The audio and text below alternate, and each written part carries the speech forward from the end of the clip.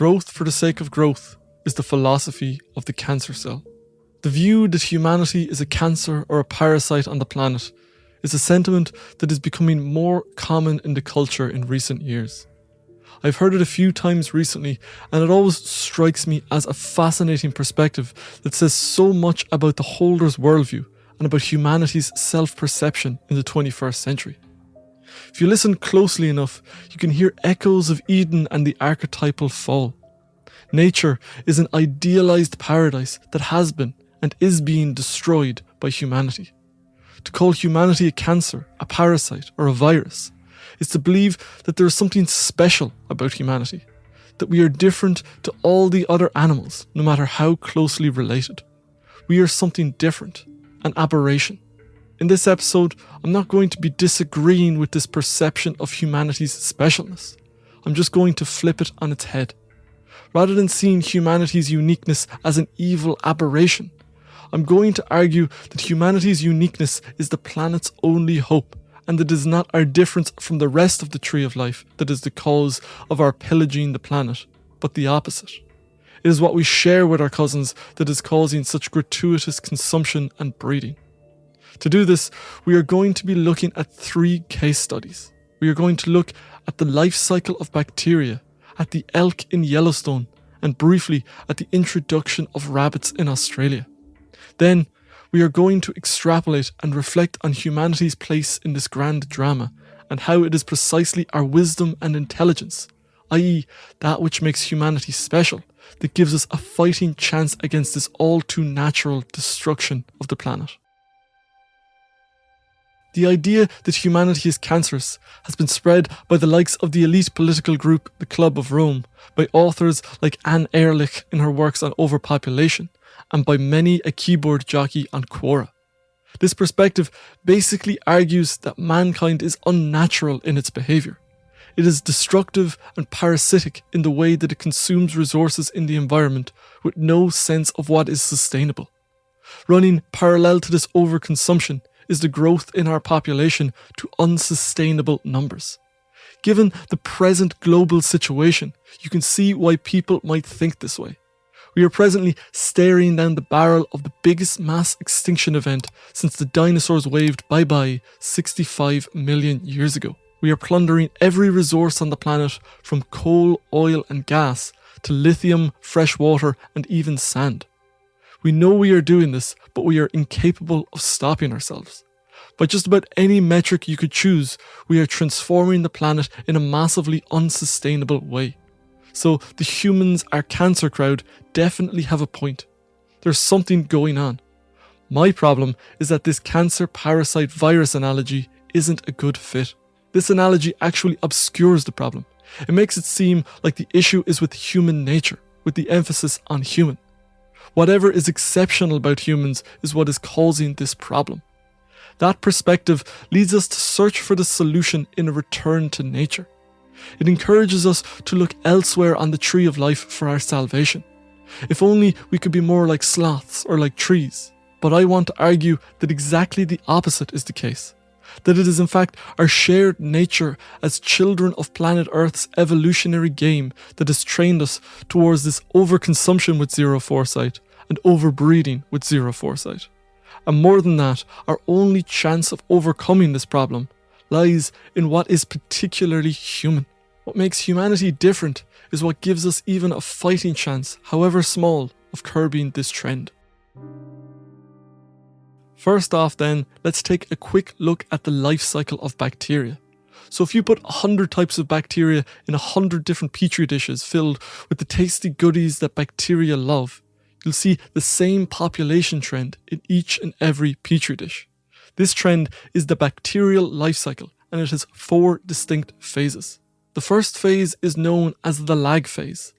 During this phase, the bacteria are adapting to their new environment, and so their population stays more or less stable. The bacteria hasn't fully mastered its organization and its relationship with the resources in the environment, and so there are no dramatic movements in the population. As the bacteria figures out its environment and fully adapts, it enters what is known as the log phase, short for logarithmic. They have adapted to their environment and they begin consuming at warp speed, despite the best advice of their bacterial sustainability committees and all of their recycling initiatives. The bacteria do what bacteria do. They consume and they multiply. During the logarithmic phase, the bacterial population multiplies at a monster pace. The flat line of the lag phase gives way to a near vertical line in the log phase. The population of the bacteria is growing exponentially, or technically logarithmically. As the bacteria consume their way through their environment, there comes a point when the resources begin to dwindle. The number of bacteria begin to exceed the amount of resources, and so the log phase gives way to the stationary phase. The stationary phase is a return to population flatline, but it's a very different reality to the lag phase. During this phase, there are as many bacteria dying as there are being born. It's a shit show out there, literally. The bacteria have now pillaged the resources of their environment, and they are consuming in an environment that is increasingly filled with their own waste and with the bodies of their fallen brothers/sisters. They are essentially eating and multiplying in a mass toilet grave. Happy days. Inevitably, this stationary phase gives way to the death and decline phase. In this phase, the resources run out, the party is over, and now there is nothing but death. The population numbers take a steep decline as their numbers disintegrate. The dying bacteria split open, unleashing their insides upon the environment. This gives their peers one last burst of nutrients to gouge on as they create spores that float off into the environment in search of new habitats to pillage. The ecosystem is destroyed. The bacteria have consumed their way through it, and you are left wondering what the point of the exercise could possibly be. But of course, the bacteria managed to divide millions of times over, and so there was plenty of room for evolution and the continuation of the species. The bacteria live on with the genetic lessons gained from the exercise. Bacteria live and bacteria die, but the species and indeed life itself goes on, and that is what matters at the fundamental level. It is about survival, nothing more. Unless you're a cheese and yogurt maker, in which case it's about making cheese and yogurt. Just for comparison, let's overlay the human population curve over the past few centuries with the bacterial growth curve. What you'll see is something very interesting. We are very much in the log phase, or technically, if you look at the global decline in birth rates from 5 births per woman in the 1960s to less than 2.5 births per woman today, you could argue that we are entering the stationary phase, but that's a question for another video. The bottom line is that humans aren't cancerous, we're bacterial. We have, in the past few centuries, moved from the lag phase into the log phase. We have fully adapted to the environment, in this case, planet Earth, and we are consuming all the resources in that environment with zero foresight. We are compelled by this deeper level of nature. Long-term thinking is not common in nature. Life lives by scarcity. It consumes the resources that are near to it in order to pass on its genes most effectively. The havoc resulting from our consumption and breeding is not a result of our human nature, but simply of old-fashioned nature with a capital N. Hopefully, after hearing the story of bacteria, you might be questioning the diagnosis of humanity as cancer. But we don't just want to stop at that. I want to show that this impetus isn't just shared with bacteria, but also with our closer cousins in the animal kingdom. Because there are some who would argue that being bacteria isn't much better than being a virus or a cancer. What about the zebra? What about the tiger? You don't see them going around destroying the environment with abandon. And so we have to talk about a little place called Yellowstone and a little species called the Rocky Mountain elk. You've probably heard about the successful reintroduction of wolves to Yellowstone in the mid-90s. It was a great story for conservationists, but an even better story for ecologists. It also happens to be the perfect illustration of our point here. Back in 1926, park rangers eliminated the last grey wolf from Yellowstone National Park. Without the ecosystem's apex predator, it was down to humans to manage the population of animals in the park, and so there were annual cullings in the park. These culling efforts kept the population of the Rocky Mountain elk in the park down, but it was not having the desired effect. Despite having a lower population, the elk were overgrazing the lowlands, chewing the tree saplings to nothing and eroding the riverbank. In the 1960s, the large-scale culling was stopped, and this is when we really see the bacterial trend truly emerge. Obviously, there is no lag phase in the case of the elk. They are already native to the area and so are fully adapted to the environment. What is interesting to observe is what happens the second the two control mechanisms of the wolf and the human culling are released. The elk population explodes. This happens in a fashion that is much like the bacterial log phase. The elk population takes a near vertical increase. The elk were destroying the park and their population showed no signs of levelling out. The only hindrance to their growth was the fires in Yellowstone in the 1980s, which knocked a solid chunk off the elk population, but by the early 1990s they were back to full form. The whole ecology of the park was suffering because of the excessive consumption and breeding of this one species. Sound familiar? Fortunately, this lag phase was cut short by the reintroduction of wolves into the ecosystem. The wolves didn't just kill the elk, but drove them away from the bountiful lowlands. This reduced the population trend of the elk and gave the rest of the park time to recover. Trees grew back, which in turn brought nesting birds, bears and beavers, which in turn provided habitats for different types of fish. In short, the reinstating of the wolves rebalanced the ecosystem. The deer no longer pillaged the environment, and not because they listened to their sustainability advisors, not because of long-term planning, but because the checks and balances of their natural environment were reinstated. The story of the elk in Yellowstone had a happy ending, but the lesson for us is in that phase before the reintroduction of the wolves. What we see is that when the balance of an ecosystem is upset, animals will behave like bacteria. The only reason animals don't consume until they completely destroy their environment is because they are entrenched in a balanced ecosystem. When a resource becomes overabundant, organisms don't restrain themselves. They throw themselves at it with abandon and then suffer the downstream consequences.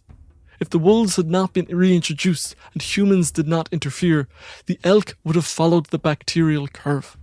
We saw them consuming the resources in the environment. We saw their numbers logarithmically increasing. The elk would have continued to consume and multiply until the environment ran out of resources, at which point their population would have plummeted. This isn't the way of bacteria or humans. This is the way of life. The balances of an ecosystem don't evolve overnight.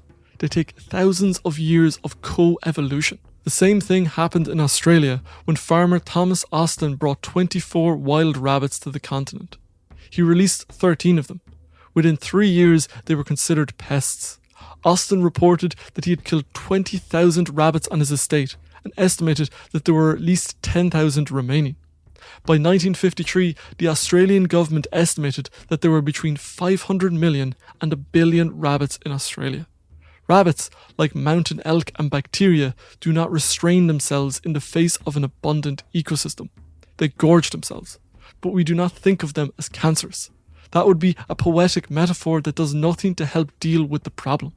The problem in the case of the rabbits and the elk is that they are used to being part of a balanced ecosystem.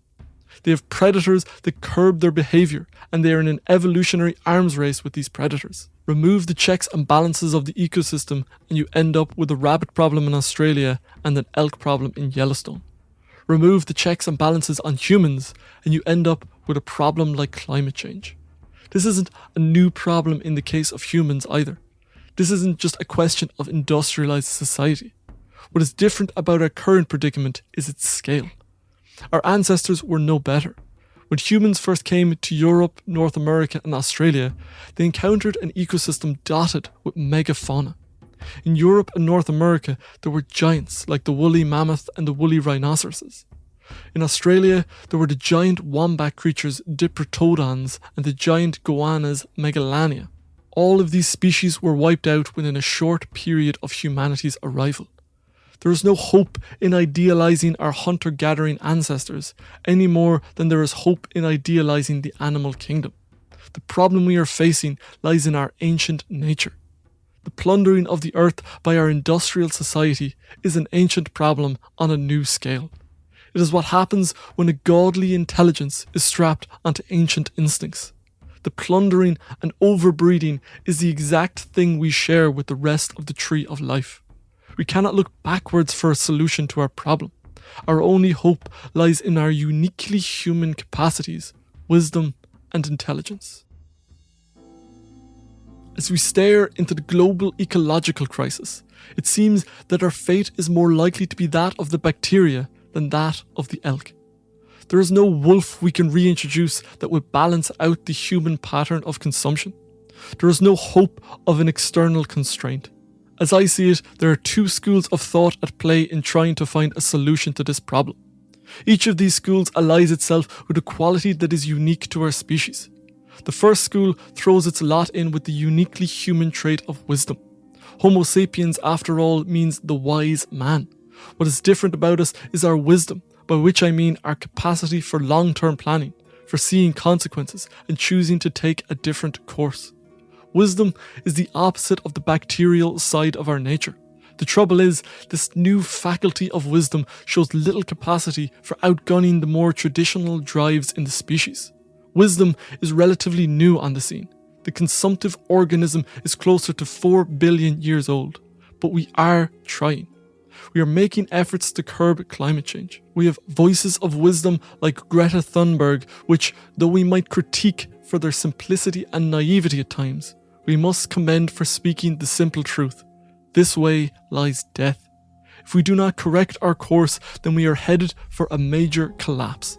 The second school is counting on the other uniquely human quality, culture. I mean culture here in the broadest sense as being the opposite of nature. Culture as the human capacity to accumulate knowledge generation on generation. This is the secret to humanity's ecological triumph. It's not because we got stronger, but because we learn, and we pass on that learning to the next generation, who refine it further and pass it on again. And so, human society is built on the accumulation of thousands of years of culture. We develop new techniques, tools, and weapons to meet whatever problem we encounter. The hope of this school is that we can come up with new technologies that enable us to weather the storm we have kicked up. Carbon capture technologies, renewable energies, more advanced batteries. The Culture Club pin their hopes on this potential for innovation. To many, this hope seems even more futile than the path of wisdom. It seems that we are up against a challenge that is greater than our capacities. Nature and life are apathetic. They have a compulsion to continue their existence. That is all.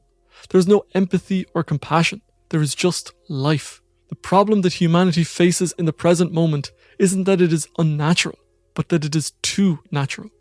Our capacities of wisdom and culture give us a fighting chance against this nature within us. It is our very humanity that is our hope.